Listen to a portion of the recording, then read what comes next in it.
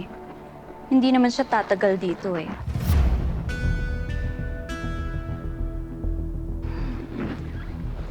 You like my new look?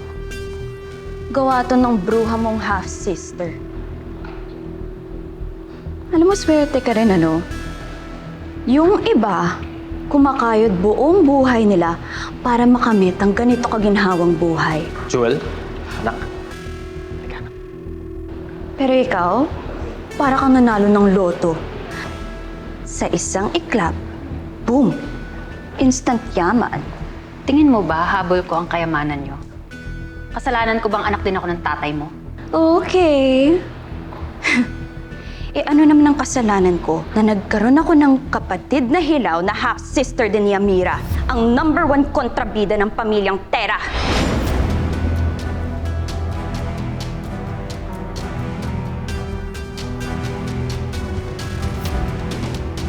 Sigurado ka ba na si Amira lang ang kalaban niyo?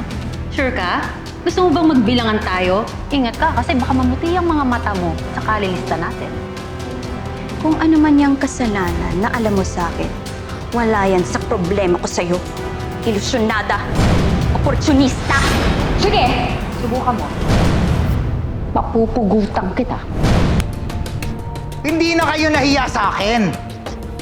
Ikaw, kanina pa kita tinititigan para tumahimik na yung bunganga mo. Ayaw mong tumigil. Umupo ka nga doon! Upo! Ako pa rin ang padre de pamilya sa bahay na to.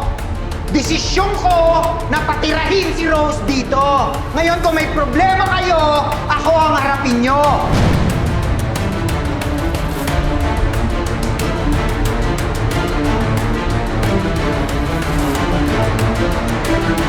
I apologize, Dad. Ako na po yung magpapakumbaba.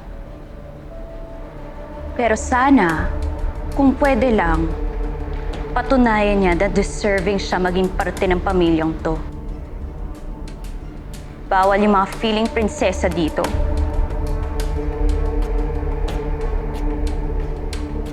Dad, sasagutin mo. Last na. Talas ng dila eh. Hoy! Talaga nakakalimutan mo, no? Ipakikilala ko lang ulit ang sarili ko sa'yo. Agent Rose Lirio ng Philippine Bureau of Investigation. Hindi ako prinsesa. Palaban ako.